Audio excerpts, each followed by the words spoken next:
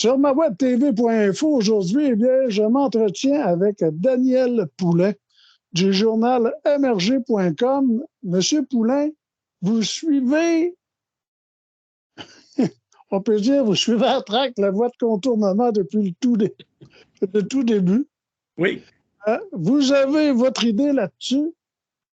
Il y a eu une réunion hier, vous avez signé un article ce matin sur votre journal, le journal mrg.com, intitulé « C'est un projet inutile doublé d'un coût exorbitant ».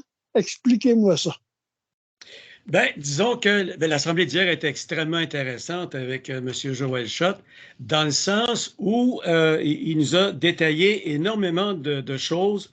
Lui, ce qu'il a fait, c'est qu'il est allé chercher toute la documentation qui a été présentée au BAP. Donc, tous les documents de AECOM, les graphiques, les chiffres et tout et tout. Il a décortiqué tout ça pour nous arriver avec quelque chose qui donne un bon résumé de la situation. Et ce qu'on s'est aperçu, c'est que, écoutez, au départ, depuis le début, je dis que ça n'a aucun sens, qu'est-ce qu'on veut faire là. Je sais pas, moi, je suis un gars de principe. Mes problèmes, je les envoie pas chez le voisin. C'est exactement ce que la ville de Lac-Mégantic a fait. Et cette décision-là, et M. Schott en a parlé un peu hier, c'est une décision qui a été prise sous le coup de l'émotion. Et les décisions prises sous le coup de l'émotion, c'est toujours les plus mauvaises. Hein? Tout le monde sait ça. Alors là, il y a eu des pressions, on est allé dans le politique. Aussitôt que ça devient politique, j'ai mes idées là-dessus. Et là, finalement, ben, au bout de plusieurs mois, on a eu 2 premiers ministres qui sont arrivés, là, tout pimpant.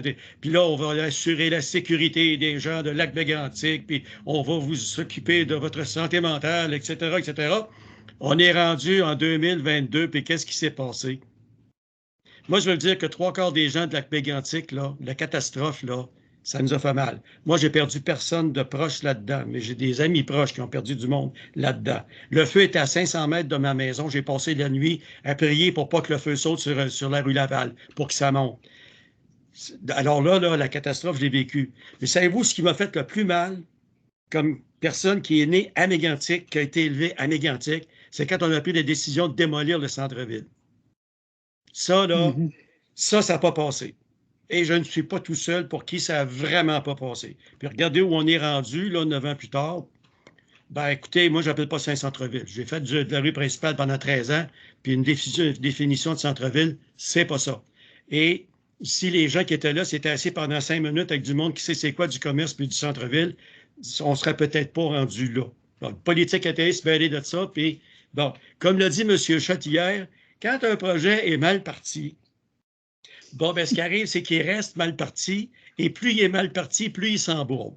Et là, on est embourbé, mon cher André, mais pas à peu près. Je vais vous parler simplement un exemple. Il y a à l'est de la rivière Chaudière, quand le train va partir, va quitter le tunnel, parce qu'il y a un pont et un tunnel, hein, au cas où vous ne sauriez pas, là. Fait que les 200 quelques millions, plus, ils veulent mettre quoi, 400 millions là-dedans, oubliez ça. Oui, parce que là, je le disais tantôt, c'est comme le CP avait trouvé une lampe magique, la lampe d'Aladin. Ils ont frotté un petit peu, puis Al Gabra est sorti de là en disant « Je vous donne 100 millions de plus. » On part de 137 millions à 237 millions. Et ça, selon le député de la CAQ, M. Jacques, oui. Le gouvernement du Québec doit rajouter 40 % là-dessus. Ça veut dire que ça va coûter au-dessus de 400 millions pour faire 11 km de chemin de fer. À moins que les spikes soient en or, là, mais là, non, à 400 millions, vous n'avez pas fait grand-chose, là. Imaginez, le pont qui va traverser la rivière Chaudière va avoir 450 mètres de long. Et ça, le 450 mètres, c'est à peu près ma maison, elle est à la voie du centre-ville, à quelques centaines de pieds près. Il va être à 22 mètres au-dessus de la rivière Chaudière. Et comme le disait M. Schott, un pont ferroviaire, ce n'est pas un pont routier, donc ce ne sera pas une œuvre architecturale. Et là, ce pont-là, lui, il l'évalue grosso modo dans les 212, 235 millions. Et je trouve qu'il est conservateur. Mais là, ce n'est pas tout. Quand le train va sortir du pont, il va entrer dans un tunnel sous la 214. 204, 214, selon 204.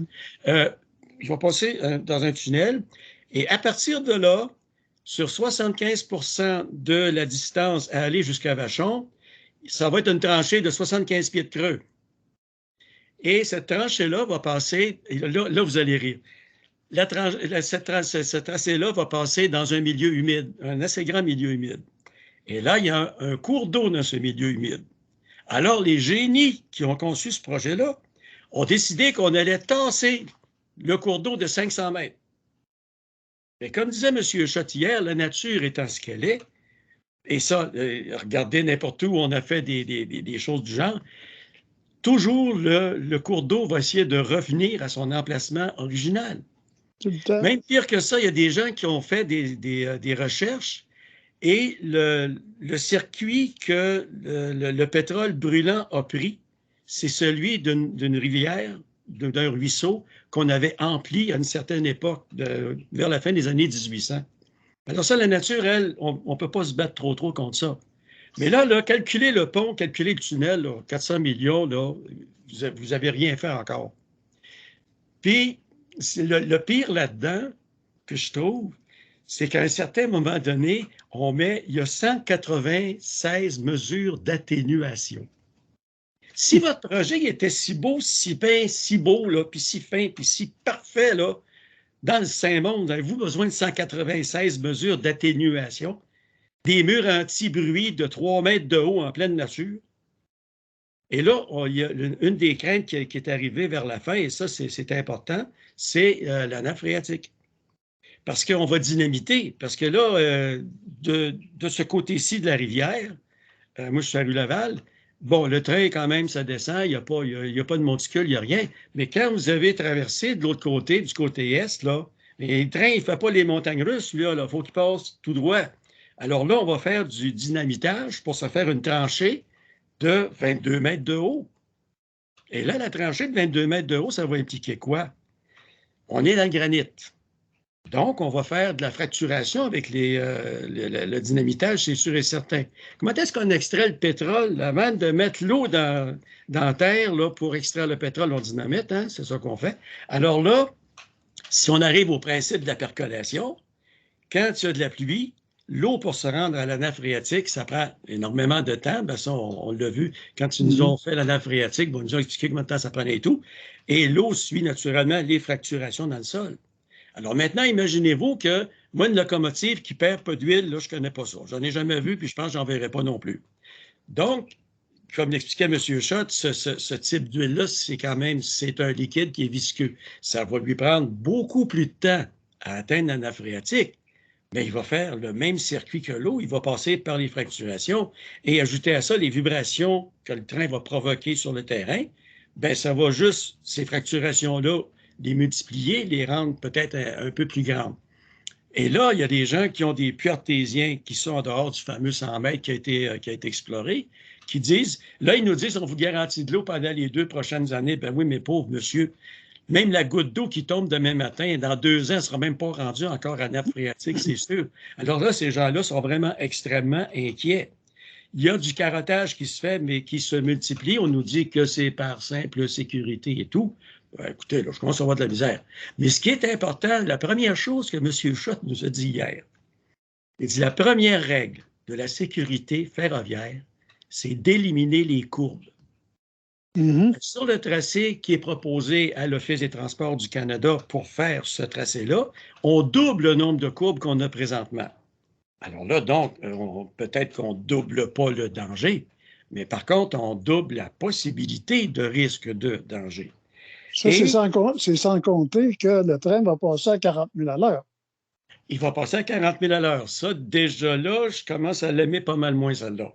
C'est très rapide. Mais n'oubliez pas une chose, c'est que pour des gens comme les gens du CP, ils sont comme ça, ils ont toujours été comme ça, ils seront toujours comme ça. Le temps, c'est de l'argent. Alors, tu me donnes le choix de passer à 10 000 à l'heure ou de passer à 40, qu'est-ce que je vais faire? Je vais passer à 40. C'est sûr et certain. Là, il passe à 10 000 à l'heure en ville, ça a l'air à les déranger bien gros, mais que voulez-vous? Moi, je n'ai pas de problème à garder la voie où elle est là. La remettre à niveau, ça coûterait combien? Justement, M. Poulain, je vais demander ça. Êtes-vous pour ou contre votre contournement? Moi, je compte ça complètement contre. Complètement contre au départ par principe que mes problèmes, je ne les envoie pas chez le voisin. Première des choses, OK? Ça, c'est...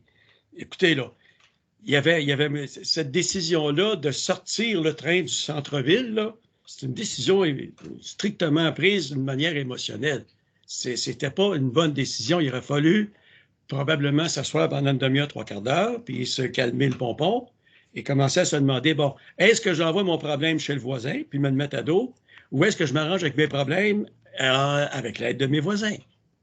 Ou est-ce qu'on peut arriver et avoir dit, ben écoutez, peut-être qu'on pourrait sortir le train du centre-ville, qu'est-ce que vous en pensez? Il y a quand même une ouverture chez certaines personnes pour le tracé qui est de l'autre côté de la 161. Pas celui qui est du côté de la cabane à sucre, mais de l'autre côté. On est dans Fardoche, on est dans la cochonnerie et on dérange pas mal moins de monde.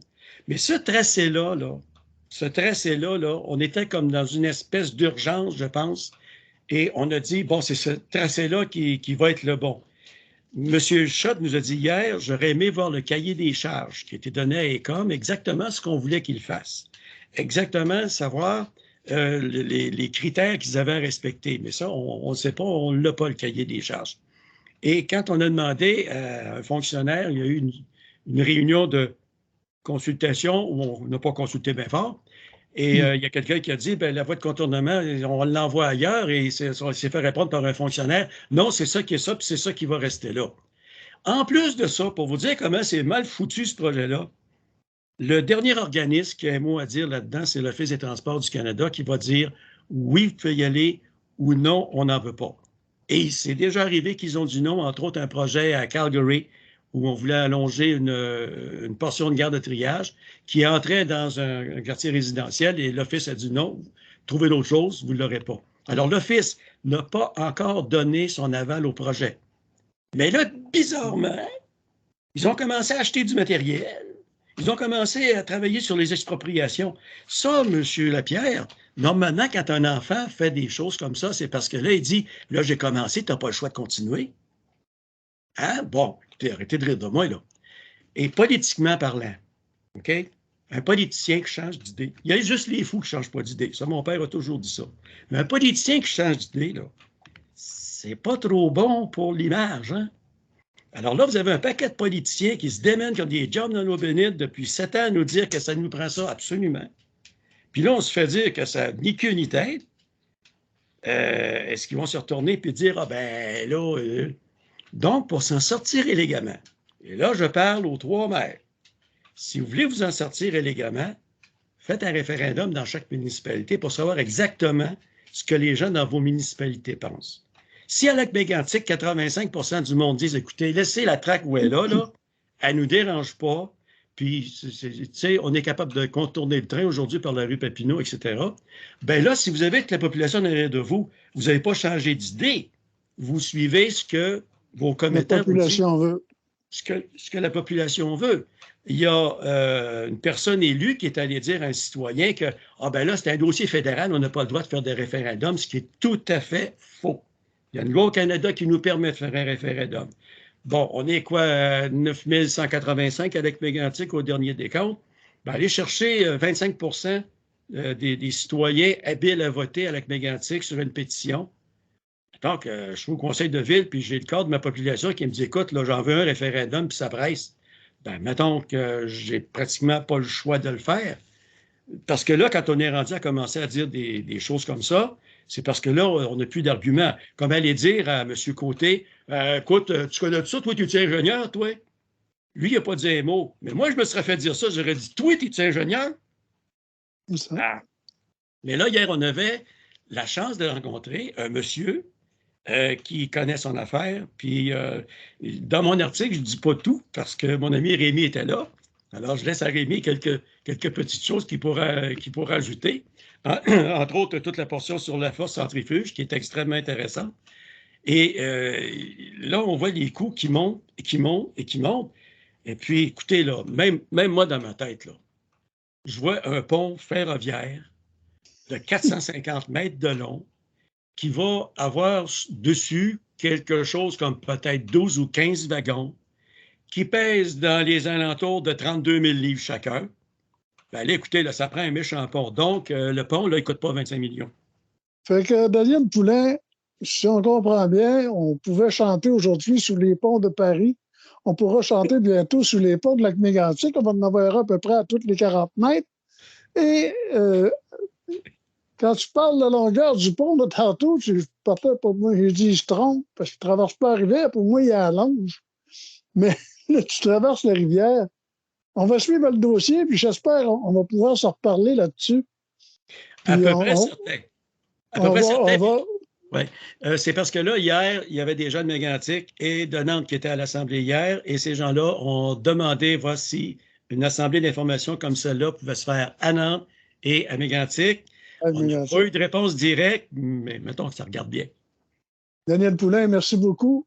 Je vous invite à aller lire son article sur le journalemergé.com. Daniel, merci. Bonne journée. C'est un plaisir. À la prochaine.